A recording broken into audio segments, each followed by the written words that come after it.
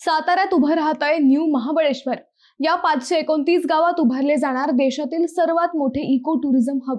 महाबळेश्वर वरील वाढता पर्यटन ताण कमी करण्यासाठी राज्य सरकारने तब्बल 12,809 कोटींचा मेगा प्लॅन तयार केला आहे। सातारा, जावळी आणि पाटण तालुक्यातील तब्बल 529 गावांचा समावेश असलेले देशातील सर्वात मोठे इको टुरिझम हब उभारले जाणार आहे। कोयना धरण, वाल्मिकी, हेळवाक आणि कास पठाराला जोडणाऱ्या या प्रकल्पात ropeway, sea plane, toy train, घाटमाथा railway, water sports, scuba diving, boating आणि स्टे होम सारख्या आधुनिक सुविधा असतील। सह्याद्रीच्या कुशीत वसलेला हा परिसर घनदाट जंगल, धबधबे, वन्यजीव आणि ऐतिहासिक वारशामुळे अधिकच प्रसिद्ध आहे।